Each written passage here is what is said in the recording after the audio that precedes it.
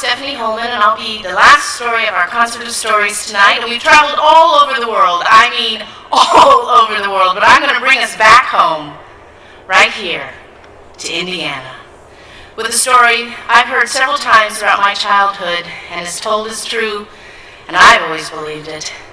And so I tell it to you tonight. It's a story about a young girl. When she was 9, it happened. Her name was Bryon, and she was from the city, but she was at her uncle's farm, and she was traveling from pasture to paddock, enjoying the cool, serene countryside. And when she entered the woods, she rounded a tree, and there, hanging upside down from a tree, was a chicken. It was upside down, its feet tied with twine, and the twine hung from a loop, and drool was dripping from its beak. And then she saw that there were others hanging and waiting for what? And then she heard the sound, a thud of an axe, and she peered around the side of that tree just in time to see her uncle scrape a blooded chicken head off a bloody stump onto a bloody pile below. And just then, one of the chickens closest to her face, in a last attempt to get free, fluttered, and its wing brushed her cheek. And it was a confluence of events that at that moment in time caused for her, for the rest of her life, a phobia of the sight of blood. She couldn't stand to see it or hear it or talk of it or the news. And it wasn't long before the guys in her high school realized Bryon's sensitivity. She was a pretty girl, and there was nothing they liked better than seeing her face all pinched up in disgust at some story they told. She couldn't wait till she graduated from high school. When she went to college, she knew that there she would be treated differently, that people would understand her sensitivity, would take care of her and not harass her in this way that had been all through her high school years. And so when she graduated from high school, and then in the fall of 1939, she was so happy to come to the campus of Indiana University. And when she got here, she joined a sorority, and things were better, much better. She had a lot of friends, and they were all friends with the guys at the fraternity next door. And often they spent their evenings in one lounge or the other at the fraternity or sorority, talking and going over the day's events. And it was in these evening discussions that Bryon's sensitivity was discovered. Because 2 of the guys were pre-med students, and there was nothing they liked better than to come back from classes in Morrison Hall and talk about the dead bodies they'd been experimenting on. They liked to tell the girls about those burping cadavers and those popping bones, and they'd squeal in delight, everyone except for Bryon, who would ask them to stop or would get up and leave the room, ruining their fun. Well, they thought maybe they had something they could do for her. A lesson. One of the boys had taken a psychology class where he learned about desensitization experiments. You know, how if you have a phobia of the dark, you're just immersed in darkness. You'll get over it. Afraid of snakes? A room full of snakes for you. You'll be desensitized. And so their thought was, and they discussed it with the girls one night when Bryon was at her late class and she wasn't there, how they could cure her. It'd be a favor.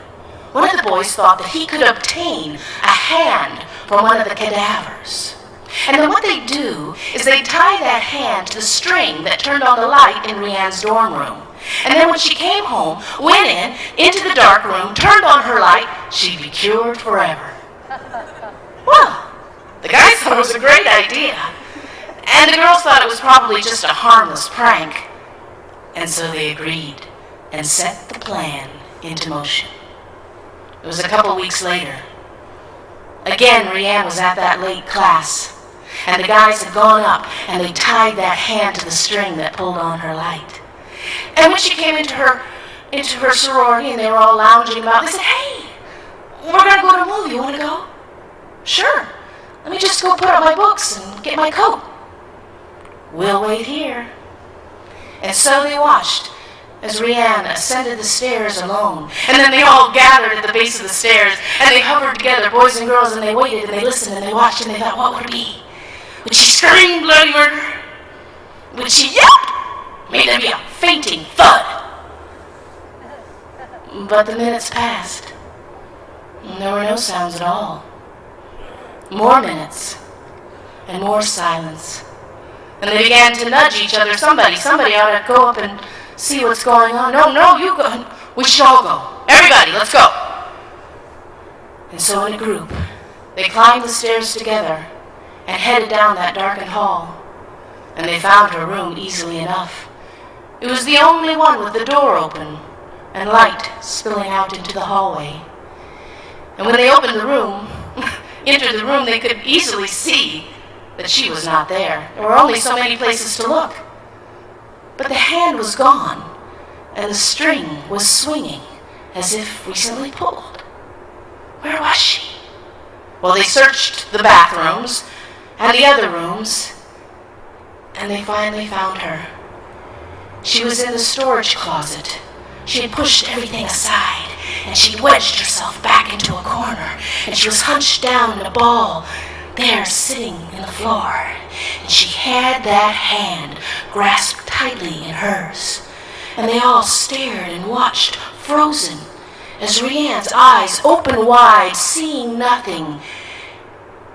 She gathered that hand and took it to her lips and tore the flesh and began to chew the skin. And then she took a bite of vein and sinew and gnawed at the bone and gnawed at the bone until finally the group got the presence of mind. Someone pried that hand out of hers, and the girls helped her up, helped her to the hospital, the first of many in Rhiannon's future.